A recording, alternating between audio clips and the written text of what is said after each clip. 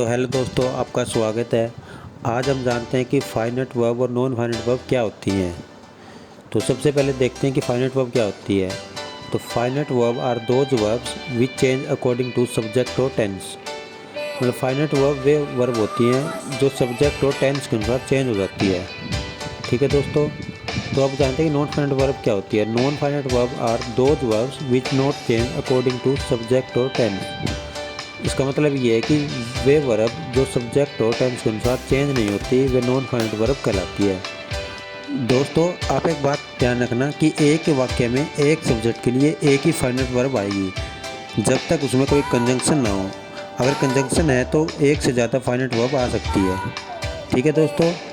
तो अब हम डिटेल में समझते हैं कि फाइनाइट वर्ब होती क्या है, उसके कितने टाइप होते हैं। दोस्तों, फाइनाइट वर्ब दो टाइप होते हैं, एक होता है मेन वर्ब और एक होता है हेल्पिंग वर्ब। जो मेन वर्ब है दोस्तों वो बहुत सारी हो सकती हैं, लेकिन जो हेल्पिंग वर्ब है वो मेनली 4 होती है। तो मेन वर्ब क्या होती है, हर वो वर्ब जो सेंटेंस में एक्शन को डिनोट करती है वह मेन वर्ब कहलाती है।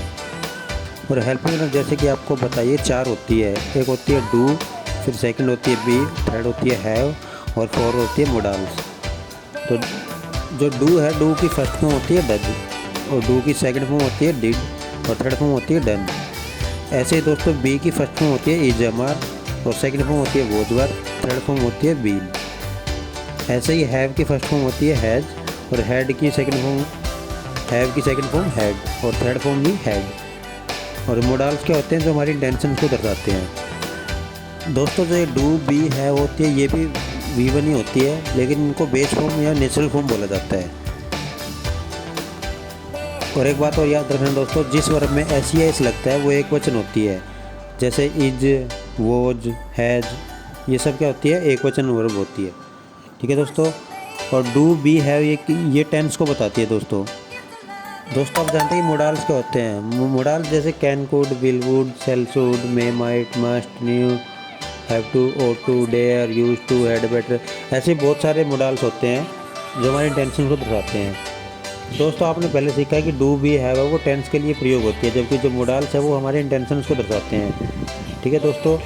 ये दो चीज़ें ये नोट कर रहे हैं कि दोस्तों मोडाल्स कभी भी मेन वर्ब नहीं बनते और डू बी हैव ये मेन वर्ब बन सकते हैं। ठीक है दोस्तों। अब हम जानते हैं कि नॉन फाइनाइट वर्ब क्या होती है। जैसे कि आपने ऊपर पढ़ा था कि नॉन फाइनाइट वर्ब वे वर्ब होती हैं जो सब्जेक्ट और टेंस के अनुसार चेंज नहीं होती। ठीक है दोस्तों। अब जानते हैं कि नॉन फाइनाइट वर्ब के पार्ट कितने होते हैं, टाइप कितने होते हैं। तो पहला होता है जीरेंड। जीरेंड में क्या होता है दोस्तों, जो वर्ब की फर्स्ट फॉर्म है उसके साथ ING होता है। ठीक है दोस्तों। और एक होता है इन्फिनेटिव। इन्फिनेटिव क्या होता है, इन्फिनेटिव के दो पार्ट है, टू इन्फिनेटिव और बेयर इन्फिनेटिव। जो टू इन्फिनेटिव होता है वो 2 + V1 होता है, और जो बेयर इन्फिनेटिव होता है वो ओनली V1 होता है। और जो थर्ड है वो है पार्टिसिपल। पार्टिसिपल 3 होते हैं दोस्तों, कि प्रेजेंट पार्टिसिपल, पास्ट पार्टिसिपल और परफेक्ट पार्टिसिपल। जो प्रेजेंट पार्टिसिपल होता है दोस्तों वो होता है V1 + ING, और जो पास्ट पार्टिसिपल होता है वो होता है V3, मतलब वर्ब की थर्ड फॉर्म। और जो परफेक्ट पार्टिसिपल होता है वो होता है हैविंग प्लस थर्ड फॉर्म। ठीक है दोस्तों। अब बात आती है कि जो V1 + ING है वो विदाउट हेल्पिंग वर्ब या तो जीरेंड होता है या फिर प्रेजेंट पार्टिसिपल होता है दोस्तों। ठीक है। और जो जीरेंड है दोस्तों वो नाउन का काम करता है, और इन्फिनेटिव है वो नाउन, एडजेक्टिव और एडवर्ब तीनों काम कर सकता है दोस्तों। और जो पार्टिसिपल है वो ओनली एडजेक्टिव का काम करता है। ठीक है दोस्तों। आपको समझ आ गया कि नॉन फाइनाइट वर्ब के टाइप के क्या होते हैं और कैसे होते हैं। और एक बात याद रखना दोस्तों, जो फाइनाइट वर्ब है वो हमेशा मेन वर्ब का काम करती हैं, जबकि नॉन फाइनाइट वर्ब है वो वर्ब का काम नहीं करती। ये बात आप याद रखना दोस्तों। आइए अब हम इनको कुछ एग्जांपल के द्वारा समझते हैं। देखिए दोस्तों, जैसे पहला है reading books is my favourite pass time. तो दोस्तों जो इसमें रीडिंग है वो क्या है, V1 + ING है दोस्तों। अब ये इसमें मैंने लिखा है कि ये जीरेंड है। तो ये जीरेंड क्यों है दोस्तों, जो इज है देखिए ये फाइनाइट वर्ब है। ठीक है दोस्तों। लेकिन जो रीडिंग है वो है जीरेंड। लेकिन जीरेंड कैसे है दोस्तों, क्योंकि आपको पता है कि जो जीरेंड होता है वो किसका काम करता है, नाउन का काम करता है, हमने पहले ही बताया है। तो नाउन क्या होता है दोस्तों, जैसे वर्ड का आंसर हमेशा क्या होता है, नाउन होता है। तो इसमें वर्ड का आंसर है देखिए, what is my favourite pass time, reading books. तो वट का आंसर आ रहा है, तो वट का आंसर आ रहा है तो ये नाउन है, और अगर नाउन है तो ये जीरेंड है। समझ आया दोस्तों। जैसे अगला देखिए, आई लाइक रीडिंग। अब इसमें लाइक है वो फाइनेट वर्ब है, लेकिन जो रीडिंग है वो क्या है, V1 + ing है। अब ये नॉन फाइनेट वर्ब है, लेकिन नॉन फाइनेट वर्ब क्या है, ये जीरेंड है। अब जीरेंड क्यों है, क्योंकि अब इसमें पहले देखो जीरेंड होता है नाउन का काम करता है, लेकिन इसमें ये क्या वट का आंसर है, आई लाइक वट, मुझे क्या पसंद है, आई लाइक रीडिंग। तो वट का आंसर आ रहा है तो नाउन है, और नाउन है तो जीरेंड है। ठीक है दोस्तों। अब नेक्स्ट देखिए, जैसे ही डिसाइडेड टू गो। अब ये कहता है कि ही डिसाइडेड टू गो। अब ये 2 + V1 है, तो आपको पता लग रहा है कि ये क्या है, टू इन्फिनेटिव है। ठीक है दोस्तों। अब जैसे अब नेक्स्ट है, आई फाउंड हिम स्मोकिंग। अब फाउंड है वो क्या है, मेन वर्ब है, हमारी फाइनेट वर्ब है, लेकिन जो हमारी स्मोकिंग है वो हमारी नॉन फाइनेट वर्ब है। और नॉन फाइनेट वर्ब में कौन सी वर्ब है, तो दोस्तों ये प्रेजेंट पार्टिसिपल है। ठीक है दोस्तों। अब ये प्रेजेंट पार्टिसिपल क्यों है, तो देखिए दोस्तों, आपको एक बात बताता हूँ, जो डूइंग वट का आंसर होता है ना, वो हमेशा प्रेजेंट पार्टिसिपल होता है, और जो वट का आंसर होता है वो हमेशा नाउन होता है। ठीक है दोस्तों। अब ये कह रहा है कि I found him smoking, I found him smoking, मैंने उसे स्मोकिंग करते हुए पाया। तो ये डूइंग वट है, तो डूइंग वट का आंसर है तो प्रेजेंट पार्टिसिपल है। और जो दोस्तों जो कंडीशन है वो हमेशा पार्टिसिपल या एडजेक्टिव से डिनोट होती है।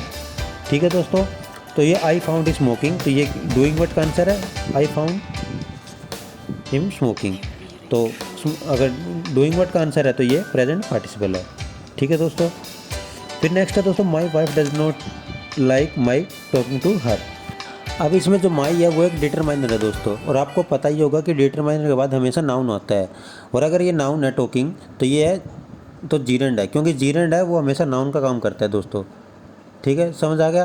तो जो डिटरमाइनर के बाद हमेशा नाउन आता है, और नाउन क्या है, जीरेंड है। ठीक है दोस्तों। अब नेक्स्ट देखते हैं कि my wife found me talking to her. अब देखिए दोस्तों, ये जो टॉकिंग है ये क्या है, ये डूइंग वट का आंसर है। डूइंग वट का आंसर कैसे है, जैसे माई wife found me doing what, मतलब क्या करते हुए पाया, टॉकिंग टू हर। तो ये जो टॉकिंग है ये क्या है, प्रेजेंट पार्टिसिपल है दोस्तों। ठीक है। अब नेक्स्ट है, आई कम हेयर टू लर्न। अब देखिए दोस्तों, इसमें क्या है, 2 + V1 है। जो 2 + V1 है तो क्या है, ये टू इन्फिनेटिव है। ठीक है दोस्तों। अब नेक्स्ट है, I need a newspaper to read. तो ये 2 + V1 है, तो ये 2 + V1 है तो ये क्या है, टू इन्फिनेटिव है। ठीक है दोस्तों आपको बताते हैं कि किसी भी सेंटेंस में वेयर, व्हेन, व्हाई, हाउ का आंसर हमेशा एडवर्ब होता है। तो आप ये याद रखेंगे कि वेयर, व्हेन, व्हाई, हाउ का आंसर हमेशा एडवर्ब होता है। ठीक है। और एक बात, प्रेपोजिशन प्लस ऑब्जेक्ट या तो एडजेक्टिव होता है और या एडवर्ब होता है। ठीक है दोस्तों, ये दोनों बातें आप याद रखेंगे। पहली ये कि वेयर, व्हेन, व्हाई, हाउ का आंसर एडवर्ब होता है, और प्रेपोजिशन प्लस ऑब्जेक्ट या तो एडजेक्टिव होता है और या एडवर्ब होता है। ठीक है